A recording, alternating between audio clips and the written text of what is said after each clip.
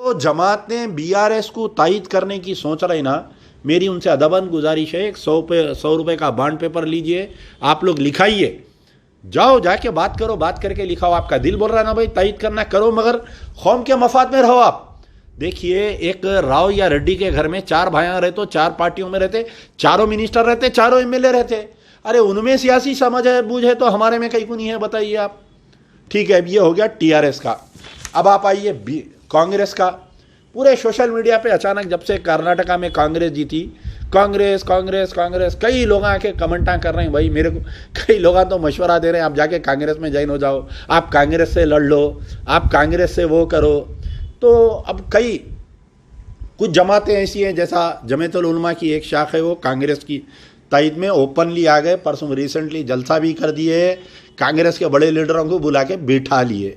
फिर आपके कुछ और तंजीमें हैं जो थोड़े बहुत जो उलमा मशाइखीन हैं, इनको कांग्रेस की, जैसा हमारे खाजीपेट की दरगाह के सज्जादे साहब है, उन्होंने पहले वक्फ बोर्ड के चेयरमैन थे, बड़े बड़े मीटिंग करके कांग्रेस के लोगों को बुला रहे हैं। कांग्रेस का ये हाल है अब फिलहाल, इतना ओवर कॉन्फिडेंस में जा रहे हैं वो लोग, इतना ओवर कॉन्फिडेंस में जा रहे हैं, मेरे को बाज़-ओ-ख़त शर्म आ रही। कई हमारे लोग जाके कांग्रेस के लीडरों से मिलना चाह रहे हैं, हम आपकी तायद करते साहब बोल के। कुछ तंजीमों के लोग जा रहे हैं, मैं नाम नहीं बोल रहा हूँ, मैं डेली वॉच कर रहा हूँ कांग्रेस के गांधी भवन को और उनको। तो रेवंत रेड्डी तो कोई मुसलमान तंजीम से, कोई मुसलमान लीडरों से मिलने के लिए राज़ी नहीं हो। उनके जो एआईसीसी इंचार्ज है मनीकम ठाकरे साहब, उनको कोई सब्जेक्ट मालूम नहीं, खाली बेचारे बैठे हुए हैं उन्होंने। तो कांग्रेस ये और कॉन्फिडेंस में है, झक मराते मुसलमान हमारे को ओढ़ देते, हमारे को बात करने की ज़रूरत नहीं है, हमारे को कोई वो करने की ज़रूरत नहीं है। कुछ भी बोले तो शब्बीर अली बोल रही, कुछ भी बोले तो शेख अब्दुल्ला सोहेल बोल रही। ये शब्बीर अली साहब को, शेख अब्दुल्ला सोहेल को इतना प्राउडी हो गए, इतना प्राउडी हो गए लोग। एक जने जो है चीफ मिनिस्टर बन गए, एक जने जो है होम मिनिस्टर बन गए। अभी पार्टी पावर में नहीं है इन लोगों की, तो ये हाल है इन लोगों का। कोई मुस्लिम तंजीम से बात करने राजी नहीं है भाई।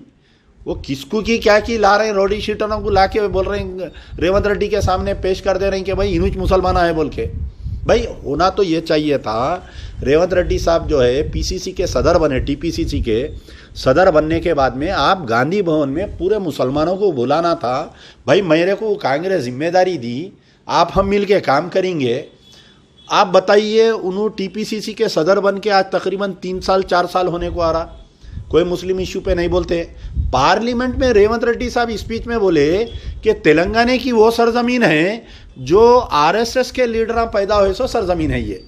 अब आप बताइए, उनका जहन पढ़िए, और हमारे मुसलमानों को हाल चढ़ रहा, कांग्रेस कांग्रेस कांग्रेस हाल चढ़ रहा।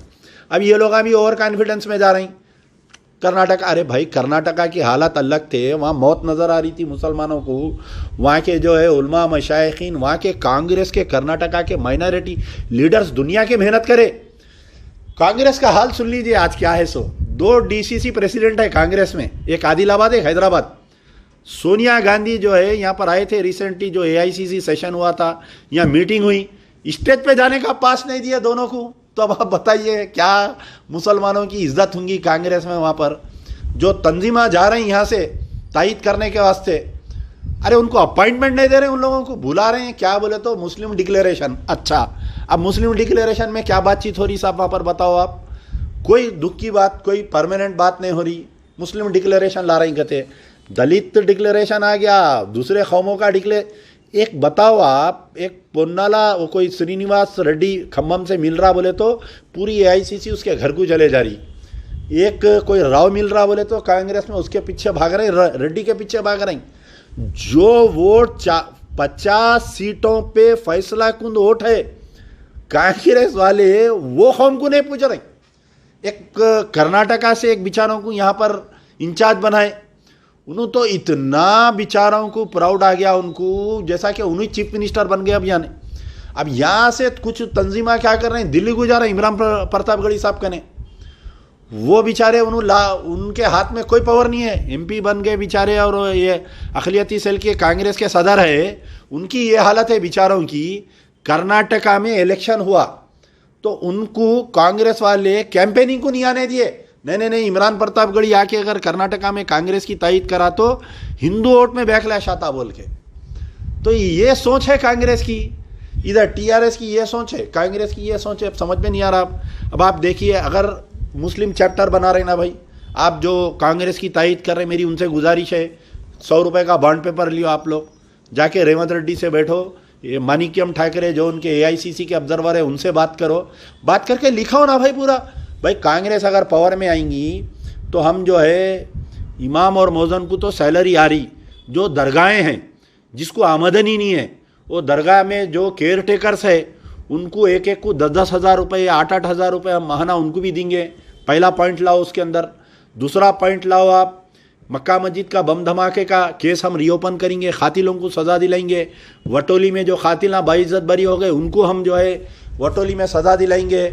आर्मी गैरिसन में मुस्तफ़ा के केस को हम रीओपन कराएंगे, उसको कंपनसेशन दिलाएंगे, उसको हम वो कराएंगे। हाँ, जो 5 मस्जिदाँ टीआरएस के दौर में शहीद हो गए, कुत्तागुड़म फॉरेस्ट की जो मस्जिद है, जो आपके एयरपोर्ट की मस्जिद कांग्रेस के दौर में शहीद हुई। आप बोलो माफ़ी चाहते, बोलो आप जो है एक बॉन्ड पेपर पे लिख के दियो ना साहब। भाई अब कांग्रेस के कौन है, हमारे जफ़र जावेद साहब आ रहे हैं, शबीर अली साहब आ रहे हैं, शेख अब्दुल्ला सोहेल आ रहे हैं, पूरे पावरलेस है। इन लोगों को खुद नहीं मालूम कुछ भी क्या करना। अब अपनी इज्जत बचा लेने को ये लोग जो है मुस्लिम डिक्लेरेशन कर ले रहे हैं। ऊपर देखे तो इमरान प्रतापगढ़ी है, उनको खुद बाइकाट कर दिया, आना नहीं कर्नाटका के इलेक्शन में तायद करने। तुम्हारे वो जो अंसारी ब्रदर्स वो जिसको मारे उनके साथ वीडियोस है तुम्हारे बोल के, उनको बाइकाट कर दिए। तो जो भी मेरा बोलने का मतलब है कि 50 सीटों पे जो है आज हमारी हुकूमत बन सकती।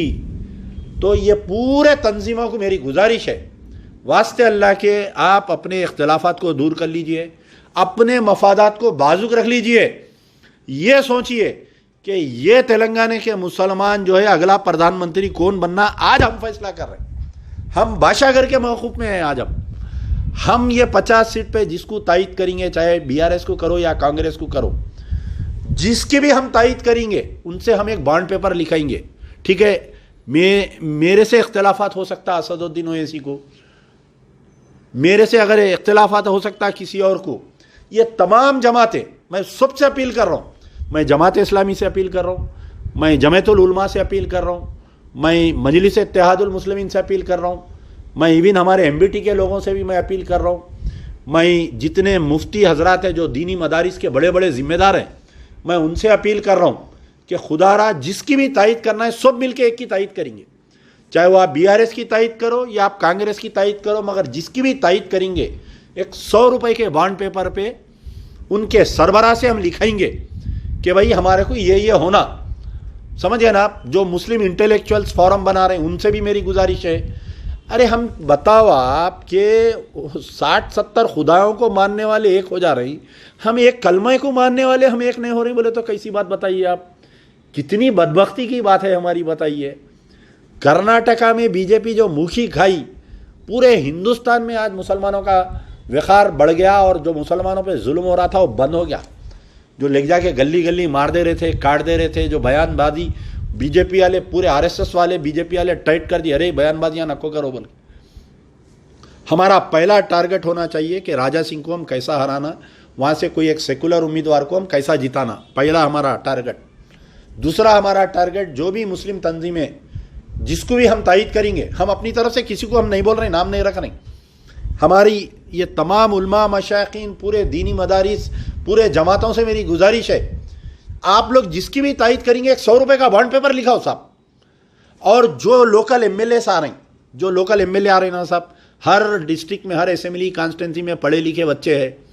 आपको मालूम होना चाहिए, जब एमएलए इलेक्ट होता है, एमएलए इलेक्ट होने के बाद में साल को एक एमएलए को 5 करोड़ रुपए एमएलए एलएडी स्कीम बोलते, member of legislative assembly local area development scheme, ये जो 5 करोड़ साल को आते, अगर कोई मुसलमान तंजीम जाके अपने एमएलए को ये बोले साहब ये कब्रस्तान की दीवार उठाना है, आपके फंड में से कुछ पैसे दिए, वो तो 1 रुपया नहीं देता उन्हें।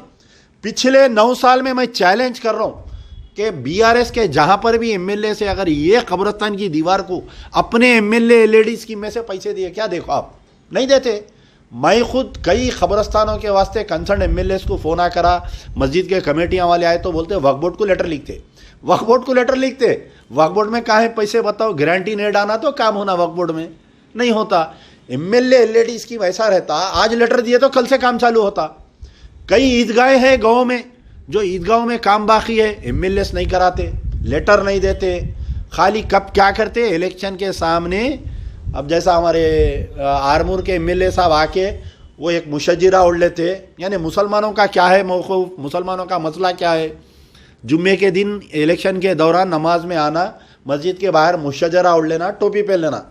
हमारे एक 2-3 हौले बहुले मुसलमान आ जाते, एक मुशज्जरा उड़ा देता, एक टोपी पहना देता, एक इमाम ज़मीन बन देता। हाँ, और एक बात याद आई, वास्ते अल्लाह की अपनी इज्जत रखो, कोई भी किसी को भी मुशज्जरा मत उड़ाओ, टोपी मत पहनाओ, इमाम ज़मीन मत बनो।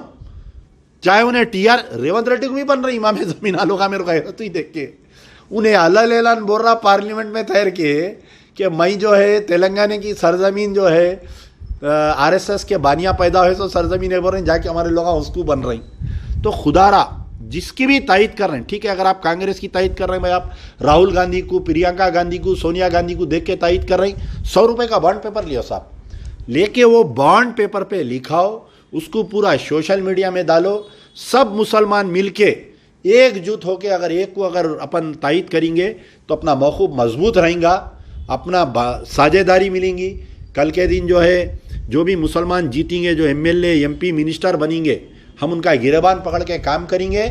और जो हारेंगी ना हमारी वजह से जो भी पार्टी हारेंगी, आने वाले पार्लियामेंट इलेक्शन में मुसलमानों की जूतियां लेके सर पे रख के फिरेंगे वो लोग। तो खुदारा मैं दोबारा फिर से अपील कर रहा हूँ, तमाम से अपील कर रहा हूँ, मजलिस इत्तेहादुल मुस्लिमीन के कायदीन से, असदुद्दीन ओवैसी, अकबरुद्दीन ओवैसी, जमात इस्लामी के तमाम लोगों से, जमातुल उलमा के जितने दीनी मदारिस है, सैदाबाद में, अकबरबाग में, बदलागुड़े में, बड़े बड़े मदारिस के जितने जिम्मेदार है, जमातुल उलमा के दोनों जो शाखा हैं, अंजुमन खादरिया के लोगों से, जितने भी लोग हैं, सब मिल के एक हो, वास्ते अल्लाह के एक हो। ये सोचो कि तेलंगाना का मुसलमान, हैदराबाद का मुसलमान, निज़ामाबाद का मुसलमान, तेलंगाना का मुसलमान अगला प्रधानमंत्री को नहीं, इन्हें बनाएंगा। जो तेलंगाना में सरकार बनाएंगी उसका जो है प्राइम मिनिस्टर रहेगा बोल के ऐसा सोच के करो काम। इंशाअल्लाह फिर आपसे मुलाकातें होते रहेंगी। अगर मेरे से कुछ गलती हो गई तो माफ़ करिए। यार जिंदा सोबत।